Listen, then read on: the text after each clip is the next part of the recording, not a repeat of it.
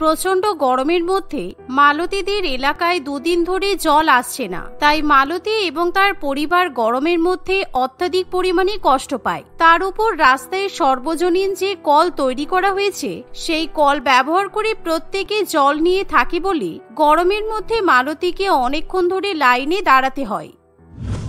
তাই মালতী একদিন মিউনিসিপ্যালিটি দপ্তরে বারবার ফোন করে। কি ব্যাপার দাদা, 2 দিন হলো জল আসছে না কেন বলুন তো? গরমের মধ্যে ভীষণ কষ্ট পাচ্ছি। আমার বাড়িতে বয়স্ক বাবা মা আছে, ওনারা যদি সময় মতো জল খেতে না পান আর স্নান করার জন্য জল না পান তাহলে তো গরমের মধ্যে কষ্ট পাবেন। আপনারা প্লিজ একটু তাড়াতাড়ি জলের ব্যবস্থা করুন। বেকার গরমের মধ্যে দিনের বেলায় ফোন করে মাথা খারাপ করবেন না তো। আপনাদের এলাকায় আরো 2 দিন জল দেওয়া যাবে না, কেননা আজকে স্বর্ণালী দেবীর মেয়ের জন্মদিন, আর সেই কারণেই ওনার বাড়িতে 4 দিন ধরে অনেক আত্মীয় স্বজনরা আসছেন, সেই জন্যই সমস্ত জল ওখানেই দেওয়া হবে, বুঝেছেন? মানে আজকে স্বর্ণালী দেবীর মেয়ের জন্মদিন বলে 4-5 দিন ধরে এলাকায় জল আসবে না? এটা আবার কেমন কথা হলো? আমি তো কিছুই বুঝতে পারছি না। আরে বাবা, স্বর্ণালী দেবীর স্বামী যেহেতু এই অফিসে চাকরি করে তাই উনি বেশি টাকা দিয়ে সমস্ত জলের পাইপ ওনার বাড়িতে লাগিয়ে নিয়েছেন, তাই এই 4-5 দিন ধরে এলাকায় সমস্ত জল ওনার বাড়িতেই সরবরাহ করা হবে, আর সেই জন্যই আপনারা জল পাবেন না। এই বলে অরুণ বাবু ফোন রেখে দেয়, যার ফলে মালতী ভীষণ রেগে যায়। কারণ স্বর্ণালী এবং তার পরিবার বড়লোক বলে তারা এলাকার সব জল একাই উপভোগ করে থাকে, তাই গরিব মানুষদেরকে অযথা কষ্ট পেতে হয়। এটা একদমই উচিত নয়। গোটা এলাকার জলের কল নিজের বাড়িতে ফিট করে নেওয়া মানে প্রচুর জল, আর এদিকে আমরা গরিব মানুষ একটুও জল খেতে পারছি না, গলা শুকিয়ে কাঠ হয়ে যাচ্ছে, এমনকি কল থেকেও জল পড়ছে না। গরমের মধ্যে আর পারা যায় না। এই বলে মালতী তখনই স্বর্ণালী দেবীর বাড়িতে চলে যায়, আর সেখানে গিয়ে মালতী দেখে যে চারিদিকে জল একেবারে ছড়াছড়ি। বাড়ির বাইরে ট্যাপ কল খোলা আছে, সেখান থেকে অজরে জল বয়ে যাচ্ছে, সুতরাং প্রচুর পরিমাণে জলের অপচয় করা হচ্ছে। এমনকি সুইমিং পুলে 3-4টে ঝর্ণার পাইপ লাগিয়ে স্বর্ণালী দেবীর একমাত্র মেয়ে লিজা এবং তার বন্ধু বান্ধবীরা স্নান করছে। অন্যদিকে বাড়িতে যে কটা কল থাকে সেখান থেকেও জল পড়তে থাকে। কিভাবে জল অপচয় করা যায় এটা এদের থেকে শেখা উচিত। গরমের মধ্যে জল না বাঁচিয়ে এরা ভয়ঙ্কর ভাবে জলের অপচয় করছে, এটা একদমই মেনে নেওয়া যায় না। এই বলে মালতী যখন স্বর্ণালী দেবীর বাড়িতে ঢোকে তখনই লিজা সেখানে চলে আসে। একি, তুমি বাড়ির ভেতরে ঢুকে আসছো কেন? গরিব ভিখারি কোথাকার, দরজা খোলা পেয়েছো দেখে অমনি বাড়ির ভেতরে চলে আসবে? যাও, বাড়ির বাইরে বেরিয়ে যাও। যদি টাকা লাগে বলো, আমি আমার চাকরকে দিয়ে টাকা পাঠিয়ে দিচ্ছি। মুখ উঠিয়ে একেবারে বাড়ির ভেতরে ভিক্ষা করতে চলে আসছে। মোটেই না, তুমি আমাকে ভুল ভাবছো। আমি মোটেই ভিক্ষা চাইতে আসিনি, আমি জলের ব্যাপারে কথা বলতে এসেছি। হোয়াট? এটা আবার ভিক্ষা চাওয়ার নতুন পদ্ধতি নাকি? তার মানে তুমি বলছো তোমার ভিক্ষা হিসেবে জল লাগবে, টাকা লাগবে না? সত্যি বাবা হাসালে বটে, কি হাস্যকর। যাই হোক, আজকে আমার জন্মদিন তো, তাই তোমার মতো গরিব মেয়েকে আমি বাড়ি থেকে ফেরাবো না। দেখো বাইরে কল আছে, সেখান থেকে তুমি বালতি করে জল নিয়ে যেতে পারো। শুনুন, আপনারা যেভাবে জল অপচয় করছেন সেটা কিন্তু একেবারে উচিত নয়। আর আপনার বাবা বড়লোক বলে এলাকার সব জলের নল আপনাদের বাড়িতে নিয়ে চলে এসেছে, কারণ আজকে আপনার জন্মদিন। অন্যদিকে আমরা গরিব মানুষেরই একটুও জল পাচ্ছি না। আমি সেই ব্যাপারেই কথা বলতে এসেছি। আর আমার জল ভিক্ষা চাইতে বয়ে গেছে। আপনারা দয়া করে একটু বুঝে শুনে জল ব্যবহার করবেন, তাহলেই হবে। মালতীর মুখে এত বড় বড় কথা শুনে লিজা একেবারে অবাক হয়ে যায়। আমাদের বাড়িতে অনেক আত্মীয় স্বজন আছে, সুতরাং আমাদের এখন প্রচুর পরিমাণে জল দরকার, তাই তুমি বেশি বকবক করো না। আর তোমার তো সাহস কম নয় যে তুমি আমাদের বাড়িতে এসে আমার জন্মদিনের দিন আমাকে এত বড় বড় কথা শোনাচ্ছ। তোমরা জল পাচ্ছ না তো কি হয়েছে? গলা শুকিয়ে মরে তো যাওনি। আর এতই যখন জলের দরকার তাহলে যাও, বাইরে তো অনেক পুকুর আছে, ডোবা আছে, সেখান থেকে জল তুলে খেয়ে নাও। লিজা এই কথা বললে মালতী তাকে যথাযথ উত্তর দেয়। আর ঠিক তখনই সেখানে স্বর্ণালী দেবী এবং তার ছেলে বিজয় চলে আসে। বেশি প্রতিবাদী হতে এসেছে। আমার বর যা করেছে বেশ করেছে। আমাদের জল কেনার মতো ক্ষমতা আছে বলে আমরা জল কিনেছি, আর তোদের যদি অত ক্ষমতা থাকে তাহলে তোরা জল কিনে নে। টাকা পয়সা নেই আবার বড় বড় কথা। তুমি কেন এরকম করছো বলো তো মা? আমাদের বাড়িতে এমনি অনেকগুলো ট্যাঙ্ক আছে, আর তার উপর আমাদের কোনো জলের অভাবও নেই। সুতরাং বাবা বেকার বেকার পৌরসভার সমস্ত নলগুলো নিজের বাড়িতে লাগাতে কেন গেল? এই জল তো আমাদের অতিরিক্ত জল, এত জল আমাদের কাজে লাগবে না। কাজে লাগবে না মানে? সন্ধ্যাবেলা অনেক আত্মীয় স্বজন আসবে, ওদের জন্য জুস বানাতে হবে, তারপর থালা বাসন ধোয়া হবে, বাড়ির মাঝখানে জলের ঝর্ণা তৈরি করা হবে, বিভিন্ন দিকে ফোয়ারা লাগানো হবে। তাই তোর বাবা যা করেছে বেশ করেছে। তুই এই গরিব মেয়েটার হয়ে কথা বলিস না বিজয়। স্বর্ণালী দেবী এই কথা বলে তার ছেলেকে চুপ করিয়ে দেয়। তাই মালতীর কিছু করার থাকে না। সে হাজার হাজার কথা বললেও নিজের এলাকার জন্য একটু জলের ব্যবস্থা করতে পারে না। তাই সে যখন মন খারাপ করে সেখান থেকে বেরিয়ে আসবে, তখনই সে দেখে স্বর্ণালী দেবীর বাড়িতে বড় বড় জলের ফোয়ারা লাগানো হচ্ছে, আর সেখান থেকে এমন ক্ষারকীয় ফেনা জল বেরোচ্ছে যে সেই জল ব্যবহার করা যাবে না। অন্যদিকে স্বর্ণালী দেবীর বাড়ির চাকর বাকর সবাই মিলে পানীয় জল দিয়ে বাসনপত্র ধোয়াধুয়ি করছে। এরকম ভাবে জলের অপচয় দেখে মালতী আর সেখানে দাঁড়িয়ে থাকতে পারে না। সে তখনই কাঁদতে কাঁদতে নিজের এলাকায় ফিরে আসে। মা, সকাল থেকে প্রেসার আর সুগারের ওষুধ খেতে পারিনি, শুধুমাত্র এক বোতলই জল বাকি আছে। আমি যদি এই জল দিয়ে সমস্ত ওষুধ খেয়ে নিই, তাহলে তুই আর তোর মা কোনো জল খেতে পাবি না। তোমাকে এসব নিয়ে চিন্তা করতে হবে না বাপি। তোমাকে কতবার বলেছি তুমি সময় মতো ওষুধ খাবে, কিন্তু তুমি আমার কথা শোনো না। আমি ঠিক জলের ব্যবস্থা করে নেব। এই বলে মালতী তার বাবাকে ওষুধ খাইয়ে দেয়। আর মালতী যখন তাদের এলাকার একটা নল থেকে জল নিতে যায়, তখন সেই নল থেকে নোংরা জল পড়ে। অন্যদিকে সন্ধ্যা হতে না হতেই স্বর্ণালী দেবীর বাড়িতে বড় অনুষ্ঠান শুরু হয়ে যায়। ওয়াও, আমার মা আমার জন্মদিনে কত ধরনের জুসের ব্যবস্থা করেছে। ম্যাঙ্গো জুস, ওয়াটারমেলন জুস, তার সাথে প্যাক করা জলের বোতল। আমার জন্মদিনে দেখছি কোনো কিছুরই অভাব নেই। এই বলে লিজা সবার সঙ্গে জন্মদিনে ভীষণই আনন্দ করতে শুরু করে। এভাবেই দেখতে দেখতে কিছুক্ষণের মধ্যেই লিজার আত্মীয় স্বজন এবং বন্ধু বান্ধবীরা সবাই খাবার খেতে বসে। খাবার খাওয়ার সময় তাদের হাতে দুটো করে মিনারেল ওয়াটারের বোতল দেয়া হয়, কিন্তু সেই বোতলের জল অনেকেই না খেয়ে কিংবা অর্ধেক জল খেয়ে বোতলগুলোকে ফেলে দেয়। অর্থাৎ এক্ষেত্রেও জলের অপচয় করা হয়। সকালবেলা মেয়েটা এসে আমার মা আর বোনকে কত কথা শুনিয়ে গেল, কিন্তু দেখো এদের কোনো তাপ উত্তাপ নেই। বোনের জন্মদিন এসে সবাই কত জল নষ্ট করছে, কিন্তু ওদিকে ওই মেয়েটা, ওর পরিবার, ওদের এলাকার লোকজন জল খেতে পারছে না। এবার আমি কি করি? এমন সময় বিজয় লুকিয়ে লুকিয়ে জন্মদিনের অনুষ্ঠান থেকে অনেকগুলো জলের পেটি নিয়ে গাড়িতে তুলে নেয়, আর সে সোজা গাড়ি চালিয়ে মালতীদের এলাকায় গিয়ে পৌঁছায়। বিজয় যখন গাড়ি থেকে জল নিয়ে নেমে আসে, তখন মালতী ভীষণই খুশি হয়। আমার পক্ষে যতটা সম্ভব মালতী আমি সেটাই করার চেষ্টা করেছি। এই নাও, এই জলের বোতলগুলো তোমরা নিজেদের মধ্যে ভাগ করে নাও। এখানে যা জল আছে তাতে তোমাদের অন্তত 2 দিনের মতো খাবার জল হয়ে যাবে। সত্যি বিজয়, তুমি আমাদের জন্য অনেক করেছো। তুমি ওই বাড়ির ছেলে হয়েও ওদের মতো একেবারেই নও। এই বলে মালতী সেই জলের বোতলগুলো এলাকার সবার মধ্যে ভাগ করে দিতে শুরু করে। এভাবে সামান্য ছিটে ফোটা জল পেয়ে গরিব মানুষেরা ভীষণই খুশি হয়, আর সবাই মিলে জল খেয়ে নিজেদের তেষ্টা মেটায়। কিন্তু এমন সময় তখনই সেখানে স্বর্ণালী দেবী চলে আসে।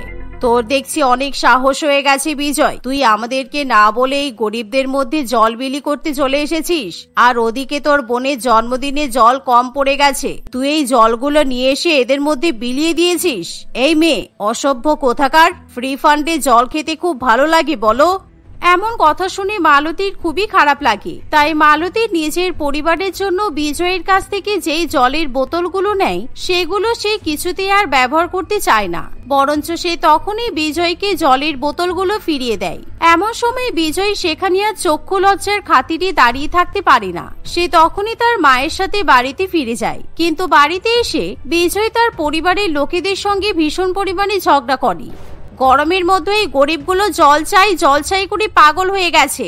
দাদা, তুই বরঞ্চ একটা কাজ কর, আমাদের বাড়িতে অনেক বাসনপত্র ধোয়া হয়েছে, ওই বাসনপত্র ধোয়ার জল তুই ওদেরকে দিয়ে চলে আয়। লোকের যখন কষ্ট নিবারণ করতে পারবি না, তখন উল্টোপাল্টা প্রস্তাব দিস না। কোনো সুস্থ মানুষ এরকম বাসন ধোয়া জল খেতে পারে না, তুই খেতে পারবি?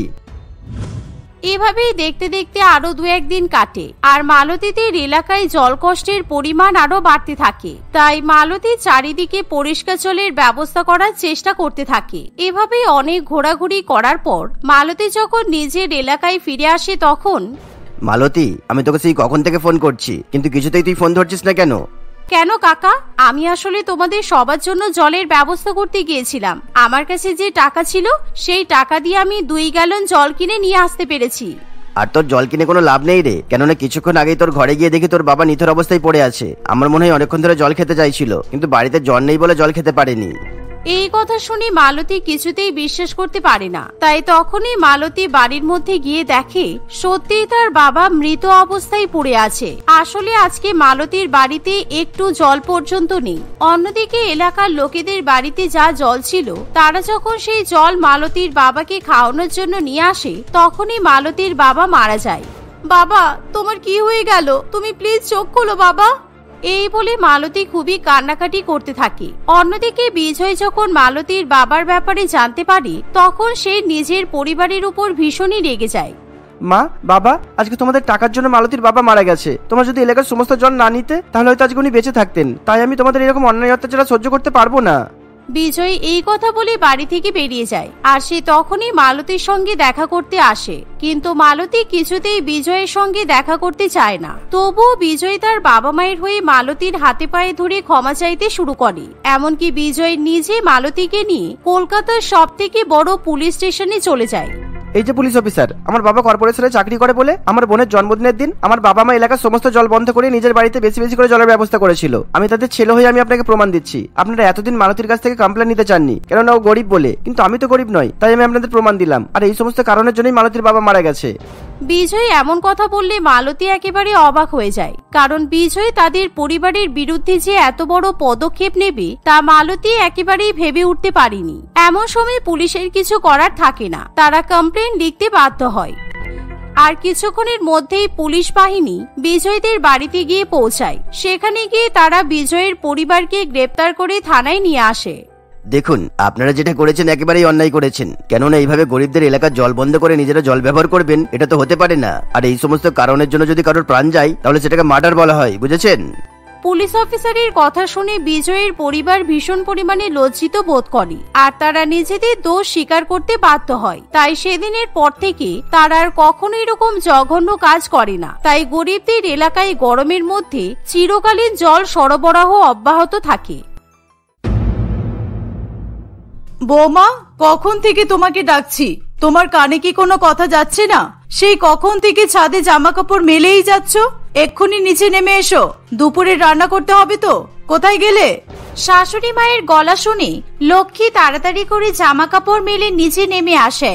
তাকে তার শাশুড়ি মা দুপুরে রান্না করার জন্য রান্নাঘরে পাঠিয়ে দেয়। এর ফলে লক্ষ্মী রত্না দেবীর উপর ভীষণ পরিমাণে রেগে যায়। সে কিছুতেই পরপর বাড়ির এতগুলো কাজ করতে চায় না এবং সে কথায় কথায় নিজের শাশুড়ি মায়ের সাথে ঝগড়া করা শুরু করে দেয়। কি হলো, চুপ করে দাঁড়িয়ে আছো কেন? রান্না বান্না শুরু করো, না হলে আজকে আর আমাদের কারোর কপালে খাবার জুটবে না। তোমার মতো বয়সে আমার শাশুড়ি মা যখন যা বলতো আমি তাই করতাম, কিন্তু তুমি তো দেখছি কোনো কাজই করতে চাইছো না। মা, আপনি কিন্তু একেবারে বাজে কথা বলবেন না। আমি সারাদিন ভূতের মতো খেটে খেটে মরে যাচ্ছি, কিন্তু আপনার তাতে কিছুই যায় আসে না। আপনি সারাদিন আমাকে দিয়ে শুধু অর্ডার করিয়ে কাজ করিয়ে নিতে পারলে বাঁচেন। একবার তো আপনার ইচ্ছা হতে পারে যে নিজে একটু কাজ করি, কিন্তু আপনি তো কিছুই কাজ করেন না। কি, তুমি তোমার এই বুড়ি শাশুড়ি মাকে দিয়ে বাড়ির কাজ করাবে? তোমার একবারও বলতে মুখে বাঁধলো না, তাই তো? আমি যখন কারোর বাড়ির বউ ছিলাম তখন আমি আমার শাশুড়ি মায়ের জন্য জীবন পর্যন্ত লড়িয়ে দিয়েছি, কিন্তু এখন আর এই সমস্ত দিনকাল যে নেই। লক্ষ্মী তার শাশুড়ি মায়ের এত বড় বড় কথা কিছুতেই সহ্য করতে পারে না। সে কোনো মতে সারাদিনের সমস্ত রান্নাবান্না করে নিজের ঘরে চলে আসে। সে নিজের মনে বালিশে মুখ লুকিয়ে কান্নাকাটি করতে থাকে, কারণ সে তার শাশুড়ি মায়ের অত্যাচার একেবারেই মেনে নিতে পারে না। এমন যদি হতো আমার কাছে কোনো টাইম ট্রাভেলের ঘড়ি থাকতো, তাহলে আমি টাইম ট্রাভেল করে আমার শাশুড়ি মায়ের জায়গায় পৌঁছে যেতে পারতাম আর আমাকে বাড়ির কোনো কাজ করতে হতো না। তারপর নিজের ছেলের বউয়ের উপর আমি হুকুম জারি করতে পারতাম। লক্ষ্মী কাঁদতে কাঁদতে হঠাৎ করেই তার নিজের ঘরের দেওয়াল ঘড়ির দিকে চোখ পড়ে। সে দেখে যে ঘরের দেওয়াল ঘড়ির কিছু পরিবর্তন হচ্ছে। কিছুক্ষণের মধ্যে দেওয়াল ঘড়ির কাঁটা জোরে জোরে ঘুরতে শুরু করে দেয়। পৃথিবীর সময় অনেক এগিয়ে যেতে শুরু করে। লক্ষ্মী কিছুতেই নিজের চোখে এরকম অবাস্তব ঘটনা বিশ্বাস করতে পারে না। দেখতে দেখতে ঘড়ির কাঁটায় এবং ক্যালেন্ডারের পাতায় 30 বছর সময় এগিয়ে যায়। সেই সাথে সাথে লক্ষ্মী বুড়ি হয়ে যায়। এ কি, আমার সাথে এটা কি হয়ে গেল? উফ, আমার শরীরে কি ব্যথা! আমি কিছুতেই হাঁটতে পারছি না কেন? নিজের শরীরের ভার তো নিজেই বইতে পারছি না আমি। আর বাড়ি ঘরে তো ফাঁকা লাগছে কেন? আমার শাশুড়ি মা কই?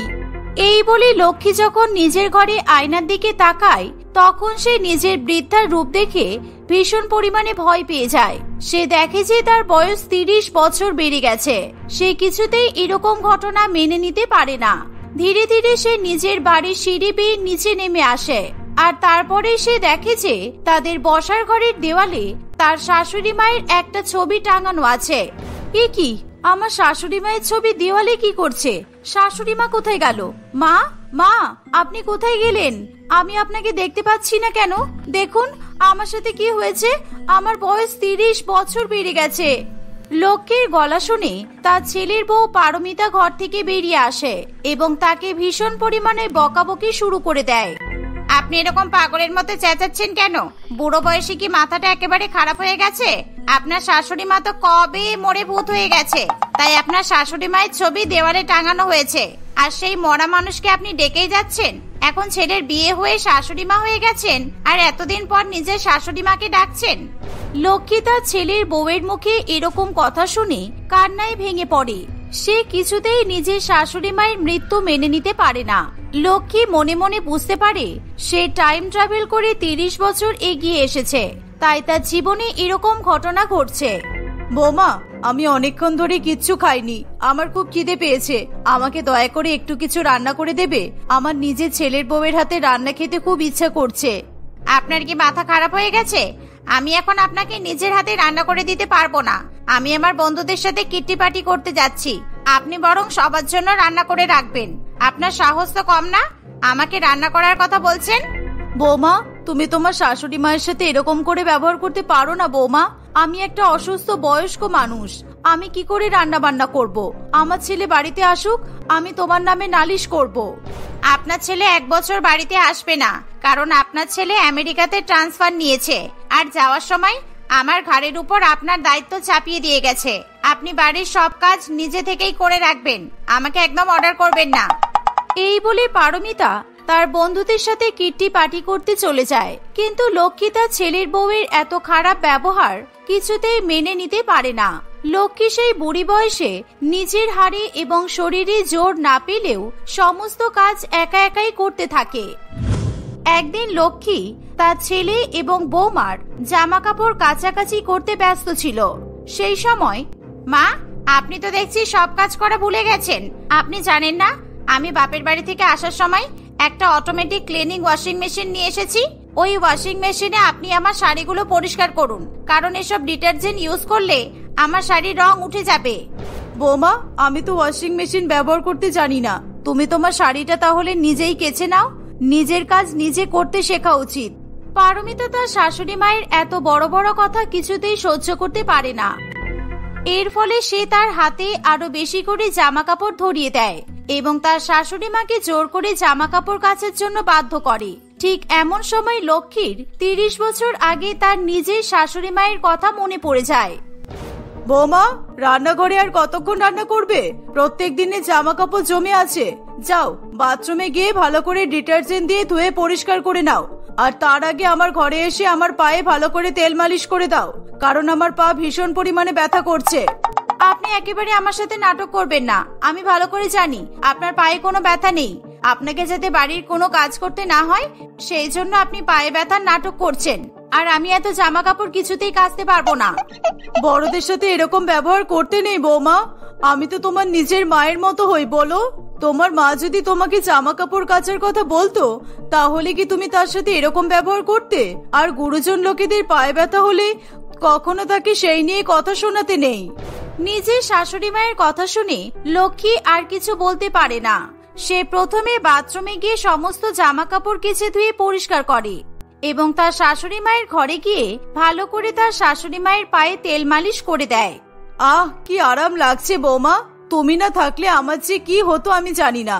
আমি তোমাকে মন ভরে আশীর্বাদ করি যেন তোমার ছেলের বউ তোমাকে এভাবেই সেবা করে। হ্যাঁ, এখন এসব কথা তো বলবেন। ভালো ভালো মিষ্টি কথা বলে আমাকে সারা দিন বাড়ির কাজ করিয়ে নেয় আর নিচে একটা কাজ পর্যন্ত করে না। লজ্জা করা দরকার।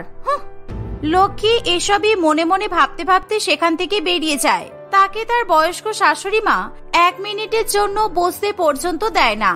সকাল থেকে শুরু করে রাত পর্যন্ত লক্ষ্মীকে দিয়ে বাড়ির সমস্ত কাজ করায় এবং নিজের পায়ে তেল মালিশ পর্যন্ত করতে বলে। একদিন লক্ষ্মীর শাশুড়ি মায়ের দুজন বান্ধবী তাদের বাড়িতে ঘুরতে আসে। এর ফলে রত্না দেবী লক্ষ্মীকে সকলের জন্য চা এবং সিঙ্গারা করে আনতে বলে। ইস বৌমা, এ তুমি কেমন চা আর সিঙ্গারা বানিয়েছো? হ্যাঁ, চাটা খেয়ে মনে হচ্ছে চা নয়, বরং চিনির শরবত খাচ্ছি, আর সিঙ্গারায় প্রচন্ড নুন দিয়ে দিয়েছো। যাও, আবার গিয়ে নতুন করে চা বানিয়ে নিয়ে এসো। সারাদিন গাধার মতো খাটি, তবু আপনি আমার কাজের কখনো প্রশংসা করেন না। আমি মোটেই চায়ে বেশি চিনি দেইনি, আর সিঙ্গারা তো একদম ঠিকঠাকই আছে। আমি আর নতুন করে কিছু বানাতে পারবো না। লক্ষ্মীর এই ধরনের কথা শুনে রত্না দেবী একটু ভয় পেয়ে যায়। ঠিক আছে বৌমা, তুমি এত রাগ করছো কেন? প্রত্যেকদিন বাড়িতে এত কাজ করো, একদিন তো ভুল হতেই পারে। আমি আর আমার বন্ধুরা এই চা আর সিঙ্গারাই খেয়ে নেব, তোমাকে নতুন করে কিছু করতে হবে না। লক্ষ্মী তার শাশুড়ি মায়ের কথা শুনে খুবই খুশি হয়। আজকে 30 বছর পরে লক্ষ্মী যখন নিজে শাশুড়ি মা হয়েছে, তখন তার নিজের শাশুড়ি মায়ের কথাগুলো মনে পড়লেই চোখে জল চলে আসে। কিন্তু সেই সময়ও পারমিতা তার শাশুড়ি মায়ের সঙ্গে ভীষণ বাজে ব্যবহার করে। ফালতু বয়স্ক মহিলা একটা, ওয়াশিং মেশিন ব্যবহার করতে পারে না। পৃথিবী এত আপডেটেড হয়ে গেল, কিন্তু আমার শাশুড়ি মা এখনো আপডেটেড হলো না। 2 টাকার ডিটারজেন্ট দিয়ে শাড়িগুলো পরিষ্কার করছে, অশিক্ষিত। এই বলে পারমিতা সেখান থেকে চলে যায়। বৌমা, আমার পায়ে সকাল থেকে ভীষণ ব্যথা করছে, তুমি একটু আমার পায়ে তেল মালিশ করে দেবে? আমি তাহলে একটু আরাম পাবো। আমার শাশুড়ি মায়ের যখন পায়ে ব্যথা হতো, তখন আমি তেল মালিশ করে দিতাম। কি? আমি আপনার পায়ে তেল মালিশ করব? আমি সকালবেলায় আমার নিজের হাতে ম্যানিকিওর করিয়ে এসেছি। তেল লাগালে আমার নখ নষ্ট হয়ে যাবে। আপনি বরং আমার পায়ে তেল মালিশ করে দিন, আমার নিজের পায়েই তো খুব ব্যথা করছে। লক্ষ্মী তার বৌমার কথা শুনে অবাক হয়ে যায়। পারমিতা জোর করে তার শাশুড়ি মাকে দিয়ে নিজের পায়ে তেল মালিশ করাতে বাধ্য করে। লক্ষ্মীর আর কিছু করার থাকে না। সে রান্নাঘরে গিয়ে কষ্ট করে তার বুড়ো হাতে তেল গরম করে এবং তার বৌমার পায়ে তেল মালিশ করে দেয়। এরকম গুরুজন হয়ে বয়সে ছোট বৌমার হাতে পায়ে তেল মালিশ করতে গিয়ে লক্ষ্মীর ভীষণ পরিমাণে কান্না পায়। একদম আমার সামনে নাকে কান্না কাঁদবি না বলে দিলাম, না হলে এই গরম তেল আমি তোর গায়ে ঢেলে দেব। তারপর যখন পুড়ে মরবি তখন বুঝতে পারবি। এখন তোর ছেলেও নেই যে তোকে বাঁচাতে আসবে, তোর মরার কারণ কেউ বুঝতেও পারবে না। লক্ষ্মী তার বৌমার কথা শুনে ভীষণ ভয় পেয়ে যায়। দয়া করে আমাকে ছেড়ে দাও, আমার খুব ভুল হয়ে গেছে। আমি তোমার মুখে মুখে আর কখনো তর্ক করব না। আমি আমার নিজের ঘরে চললাম। এই বলে লক্ষ্মী কোনো মতে তার ঘরে চলে যায়। সে ঘড়ির দিকে তাকিয়ে আবার 30 বছর আগে ফিরে যাওয়ার জন্য কান্নাকাটি করতে শুরু করে, কারণ সে তার শাশুড়ি মায়ের মতো হতে চায় না। সে আবার তার আগের মতো জীবন ফিরে পেতে চায়। ঈশ্বর, আমি আর এই শাশুড়ি মায়ের জীবন সহ্য করতে পারছি না। এত অত্যাচার আমার আর ভালো লাগছে না। আমি আবার 30 বছর আগে ফিরে যেতে চাই। আমার টাইম ট্রাভেল করার কোনো দরকার নেই। দয়া করে আমাকে 30 বছর আগে ফিরিয়ে দিন। এই বলে লক্ষ্মী কান্নাকাটি করতে থাকে, কিন্তু সে কিছুতেই 30 বছর আগে ফিরে আসতে পারে না। এর ফলে সে আরো কান্নাকাটি করতে থাকে।